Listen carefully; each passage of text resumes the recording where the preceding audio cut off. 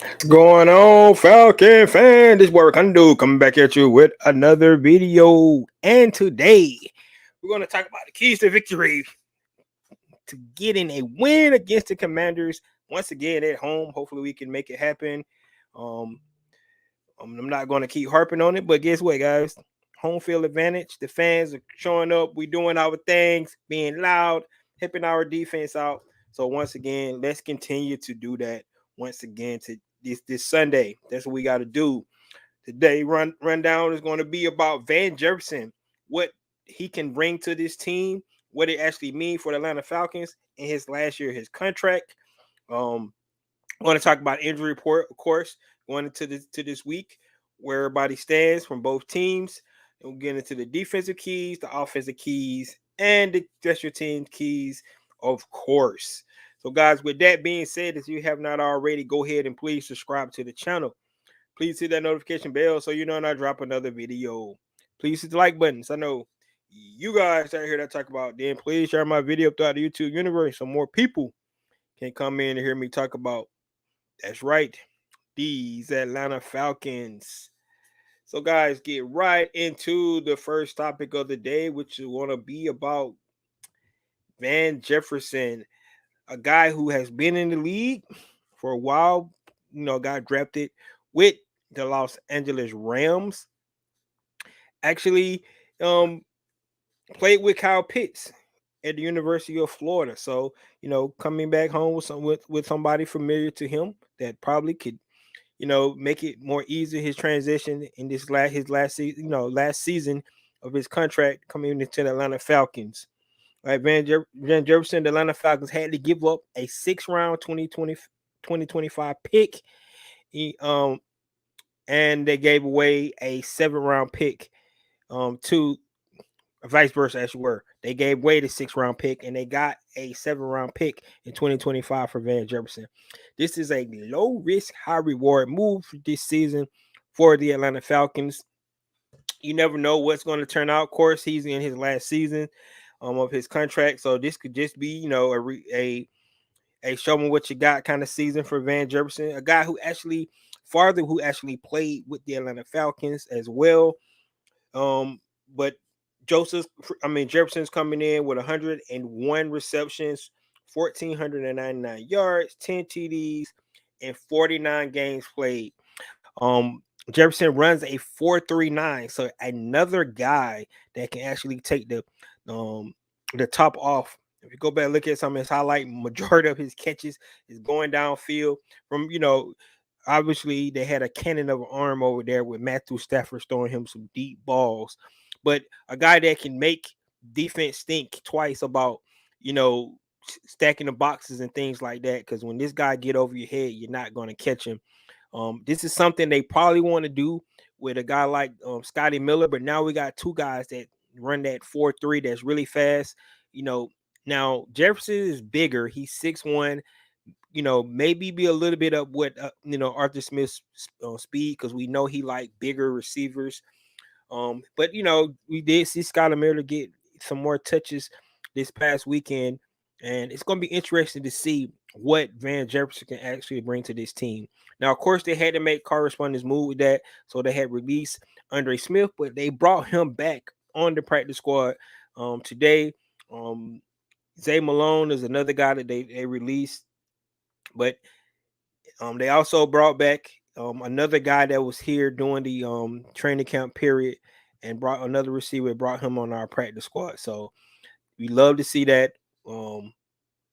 The Falcons turnover roster, trying to get a guy that can come in and actually potentially make this offense even more explosive than it should be with all these weapons we got on it. Now, what this means for me when I think about a guy like Van Jefferson coming to the team, it's just giving Desmond Ridder all the tools he needs to be successful. I think, in my opinion, and this is just my opinion, the Atlanta Falcons still probably a season away from really being a really, really good team. But we definitely need to find out about Desmond Ridder and find out if he's the guy. And he's showing signs that he potentially could be the guy. Ups and downs for a rookie quarterback, of course. But his last outing, first game over 300 yards, looked really well in this game. But you give him more targets, a guy like Van Jefferson, to see what he's all about. The more explosive this offense can be, the more options Arthur Smith have to deploy is going to be good. Makes the defense on the other side, more to scheme for and all those good things. But I like the signing of Van Jefferson, another guy that can take the top off. Really want to hear what you guys think about it.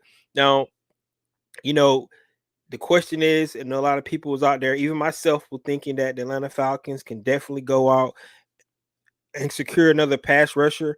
Um, Something that we definitely seem like we might need. We only got 5 sacks on the season, which is definitely not where we want to be. However, the Atlanta Falcons is really good in pass defense, so the lack of sacks is not really hurting us as much as you would think. We are pressuring the quarterback a lot, and the back end coverage from our secondary has really been good. So that unit is working in unison. But I still believe that we do need a pass rusher. The question is, like I said, since the Atlanta Falcon is, you know, um, I still think it's like 1 year away. Does it make sense to go all in this year to try to get a pass rusher? And that's the question. So maybe they're contemplating that, thinking about that themselves, and maybe that's something that they might just not considering doing right now.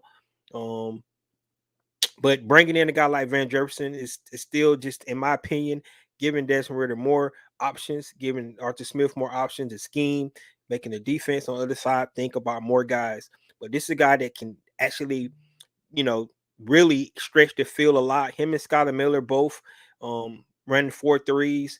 It'll be interesting to see how Arthur Smith utilize him. He is practicing already with the team.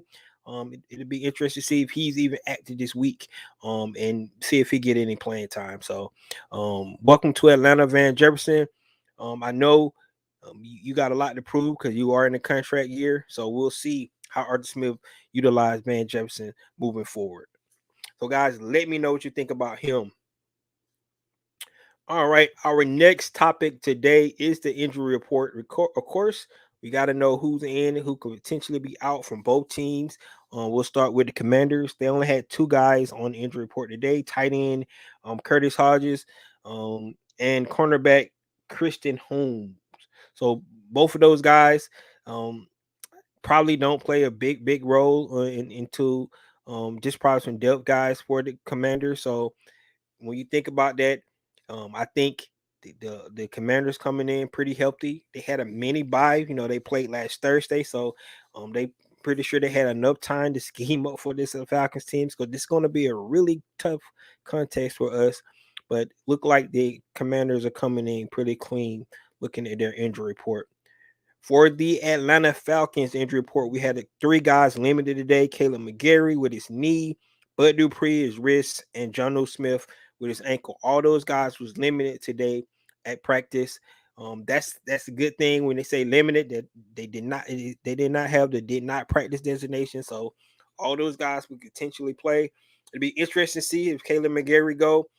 We thought that Storm Norton did a great job when he came in. Filling in for Caleb McGarry there. So I don't think it's a real major concern, but Caleb McGarry had to sit out a week to see to heal up 100%. But at the same time, I do like the depth at our offensive line position, and we'll see if hopefully these guys have a different designation tomorrow coming in. Now, Calais Campbell did not practice today, but it's his normal Wednesday where he actually takes a rest. It's been like that all season long, the first 5 games. So this is not a surprise that he did not practice. It was a non-injury um, thing, and probably, like I said, he's been resting every Wednesday anyway. So, but those are the 4 guys that popped up on the injury report today. So the Atlanta Falcons look like they also are not too serious. It came clean away from the Houston Texans game. We did see Calais go out. We saw AJ Terrell came out, but AJ Terrell was able to come back in the game, and then it looked like Calais was good to go as well. Towards at the end of the game. So we love to see that from an injury report standpoint. So good for the injury report standpoint. Both teams look like going to be ready to go. and it's going to be a straight up dog fight this weekend in the Mercedes-Benz Stadium. So, guys, with that being said, let's go ahead and get into the keys to victory today for these Atlanta Falcons. And we're gonna go to the defensive side of the ball first. I told y'all we're gonna switch it up, and I'm gonna start with the defense. Now, in my opinion, this game is gonna be about the trenches on both sides of the ball, offense and defense. Line lineman is gonna be the key for me. So when I think about this game, we played this team the last 2 seasons, they actually came away with winning both seasons. The Atlanta Falcons had a chance to win both games. Um, in both games, if you look at some of the game here in Mercedes-Benz Stadium 2 years ago, when they didn't have a name, of course, um, that's when we saw Taylor Heineke actually go out and throw a punt up to the air, and Terry McLaurin caught the ball in the end zone. They had a kickoff return back for a touchdown. Um, and then the biggest play of the game was where Deion Jones missed a tackle on the outside on the swing pass to the running back. All those plays kind of cost us. Also, some of the play calling was questionable. Arthur Smith was being a little bit too conservative in that game. So we actually had a chance to win that game 2 years ago here in Mercedes-Benz Stadium. Um, you go to last season in Washington when we played them up there. We was driving the ball. We had the ball in the red zone, and it was intercepted when Marcus Mariota threw it interception. So both chances the Atlanta Falcons had opportunities to actually get wins. It seemed like this team is one of the teams we play every year now, so we should be pretty familiar with this team. Um, but from a defensive standpoint, my first key is something that we was not able to do last year, and I definitely think this is kind of one of our strengths this year. It's being able to defend the run game. Brian Robinson had a field day with us last year, especially in Washington. We could not stop him, couldn't get him out the field. Go back and look at the time possession of that game. It was really lopsided. We did not have that many possessions on offense because they managed to run the ball a whole lot in that game. I think the biggest key this year is being able to stop the run, but that will include the quarterback as well. Sam Howell is definitely mobile. He will get out the pocket and he will scramble for yards. Um, I love his moxie. I love his physicality. Um, I love his heart. He's definitely the definition of a gunslinger. So we're gonna have to be able to stop the run. So that's one of my keys today on defense, being able to stop the run, and that will include the quarterback. So we will see how that looks for the Atlanta Falcons. The second key on defensive side of the ball this week will be no explosive plays. Sam Howell does like to push the ball down the field, so that means big plays for guys like Terry McLaurin, who's just a straight up baller. We don't want to forget Curtis Samuel. Those are the top two pass catchers on their team. Curtis Samuel, Jahan Dotson is another guy that definitely can be trouble, and their tight end Logan Thomas. So we definitely got to worry about both of those guys, all four of those guys in the passing game, but we can't give up explosive plays. Explosive plays, in my opinion, it create momentum, and then it helps the offense not to make mistakes, penalties, and we want to make them drive the ball down the field if that's what we need to do. If they're going to score, we want to make them go the long way, and that's the way it should be. No explosive plays. We didn't really have any explosive plays per se last week in the Houston game. Maybe 15-yard catch here, but no over 20-yard catch in that game. I thought the Atlanta Falcons did a great job, limiting the explosive plays. No busted coverages like we had the previous 2 weeks in Jacksonville and with Detroit. So we got to love that. But the biggest thing this week is no explosive plays from our defensive side of the ball. All right, and then the last key is the Washington Commanders is currently 36% on third down. I think we need to keep that trend going for them. We do not want to be the team to let them get out of that slump they in on third down. So from a third down percentage advantage, we need to make sure we keep them. 36% is not good at all. We want to keep the Commanders at that from a defensive standpoint. So let's be great on third down. We have been really good on third down all season. There's no reason why this should not be the same case this week. We know how big this game is for us. When we go on a two-game road trip, we really need to get this win. We need to take home field. So being able to continue to be good on third down from a defensive standpoint is good, especially with a team who's struggling right now on third down. Like I said, they're at 36% on third down efficiency. So let's continue that trend for them. That's what we need to do. Definitely, we need to do that on third down. So those keys on defense is the run game. We need to make sure we stop it. We hold Houston to 64 yards on Sunday, and that include the quarterback. We make sure he does not get out and run the ball. Try to eliminate any explosive plays on defense. Make them go the long haul if they are going to score any points, and then let's continue to keep them at a bad third down completion percentage.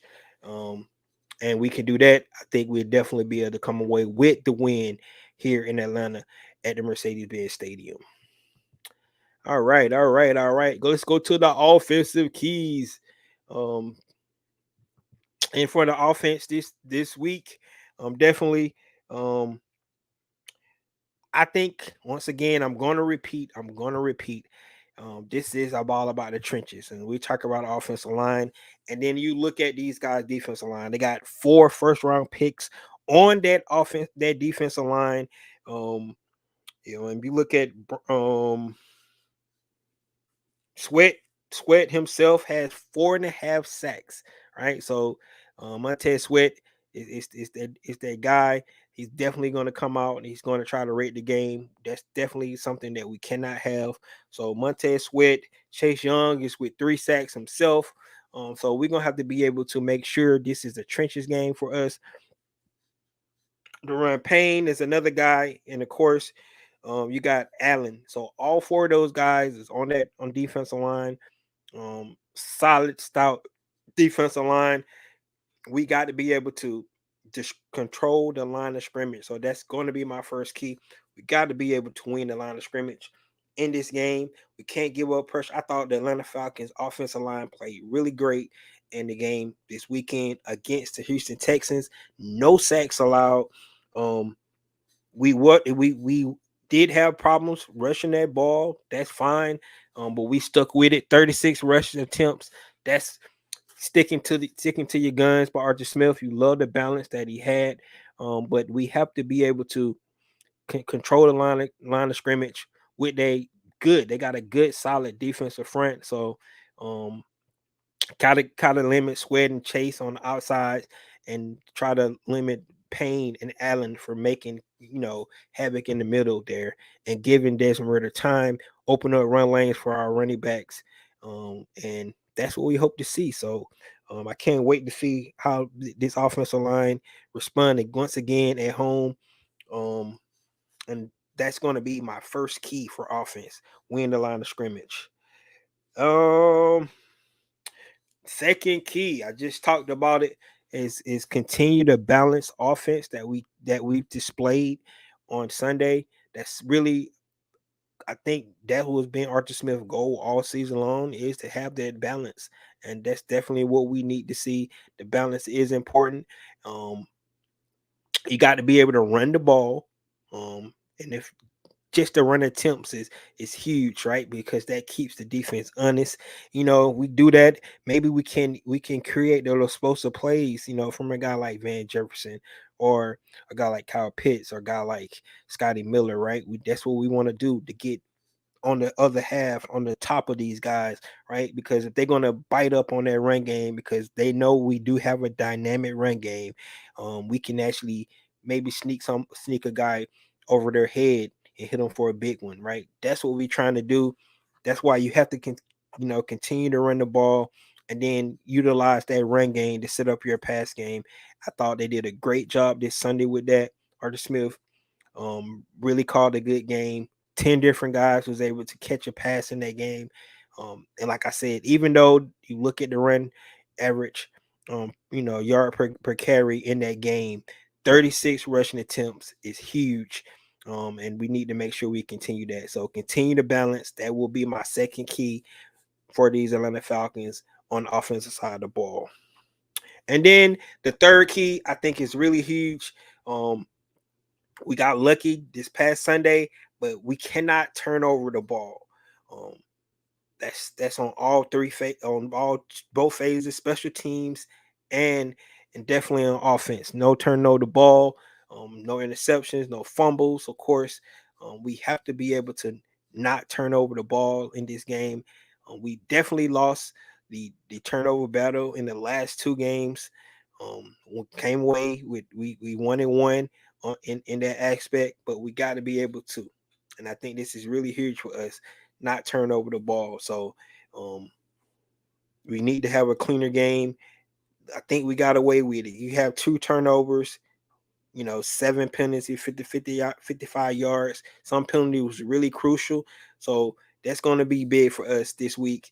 No turnovers and try to limit the penalties. And we can do that on offensive side of the ball. You know, double with what I talked about on defense, guys. We're gonna come away and be 2-0 in our last homestand, our next homestand here. But on the offensive side of the ball, we want to win that line of scrimmage. We want to continue to be balanced, run and pass, the distribution with that, and then no turnovers and try to limit your penalties. Okay. Last but not least, and one of the ones that most people forget about, but once again, we talk about it. Special teams is always big. It's always important. It's always something that we definitely got to consider here. And everybody know my first key on special teams is always the same every week, and that is field position. Um, Goes without saying, field position is important. It really hurts your play calling if you get the ball, between the 10 and the 20 on the opposite side of the field. It limits your plays. What plays you want to the play, because you want to try to create field position there. It's not just about scoring when you get the ball that deep. You want to be able to at least get a couple of first downs so you can try to, you know, take your advantage on field position if you can. So that's one of the things that's important with field position. We want to be able to establish, we want to have good field position all game long. If we can do that, that increase our chances of winning. That's probably, if you look at some analytics, it'll tell you that where you get the ball at from a field position standpoint, the better opportunity you have scoring. That's common sense, but looking at the numbers, breaking it down, it goes without saying you got to be able to create field position. And with that, with my second key, you want to try to create big plays there. So in the return game, if we can create and get 2 or 3 first downs, on the return game, that would definitely help our offense. That would help us with that field position. So any big plays that you can get. If you're looking at the NFL right now from a kickoff standpoint, most of the time the kicker kicked the ball out of the end zone. So it's really not a lot of returns on the kickoff nowadays. However, on the punt game, when we make guys punt, we want to be able to create, punt returns. You ought to at least get a first down here. So averaging 10 to 12 yards on a punt return would definitely help, because like I said, that creates at least 1 first down for your offense before they get out on the field. So any big plays that we can have, and big plays, I said it once before, is really about not just return. It's about creating fumbles. Special teams is definitely something that can turn the game around. I mentioned it, 2 years ago, we had the lead, going into halftime. We kicked the ball off to the team in Washington, and they run it back for a touchdown, right? and the momentum is just snapped just like that.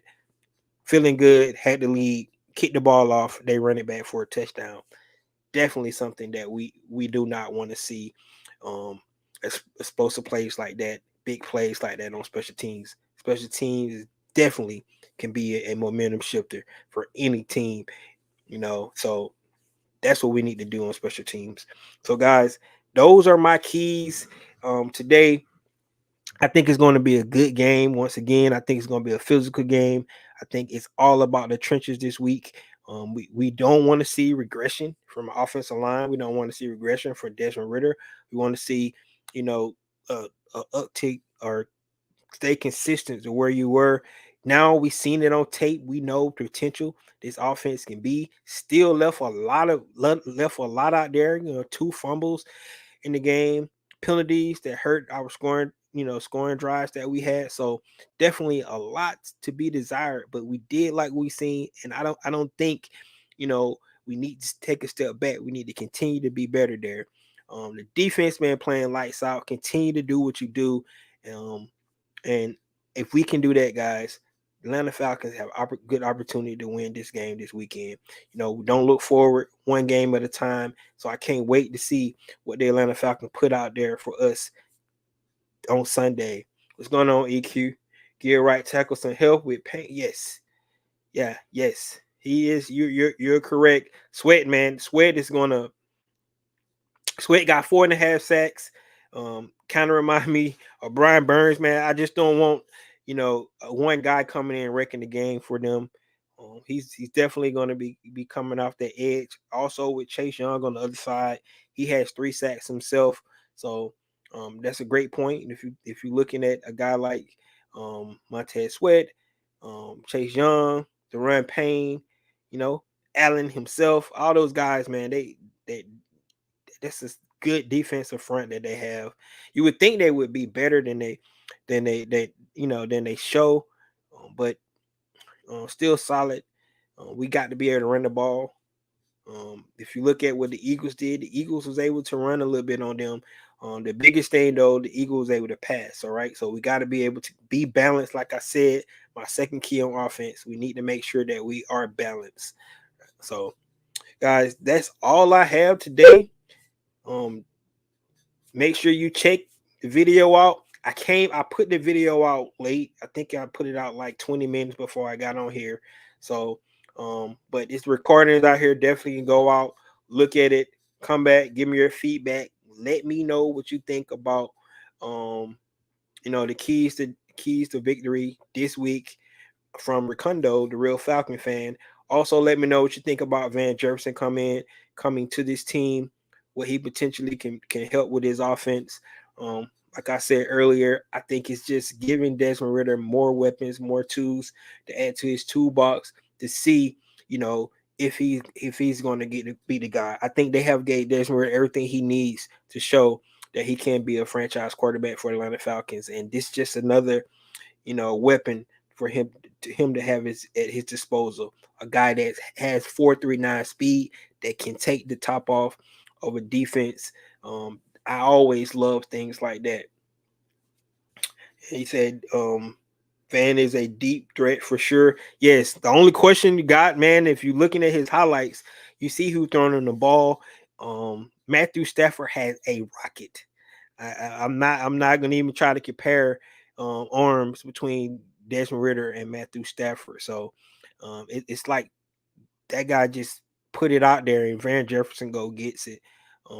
So it's going to be interesting to see how Arthur Smith utilize him. Really going to be interesting to see if he actually plays this weekend, how much he can get, in the offense. Sean McVay offense is kind of similar, different terminology probably to what, Arthur Smith runs, but it's under that same tree. A guy like Matt LaFleur, Sean McVay, Kyle Shanahan, all those guys got kind of similar running that West Coast offense, really good on the run, zone reads and things like that. But of course, every coach put their own twist on it. Arthur Smith definitely has his own twist, the way he thinks it's going to work. But, would it be interesting to see, how many plays they got drawing up for Van Jefferson. Probably won't ask him to do a lot, but they could definitely have about 4 or 5 plays that they put in there for him this week. That could definitely be a game changer if we can capitalize on some of those plays. So I love to see what Van Jefferson is going to be able to do. So guys, that's all I have today. Let me know what you think about my keys. Give me your feedback and we'll chop it up that way. This is your boy Ricondo coming back at you with another video. Peace.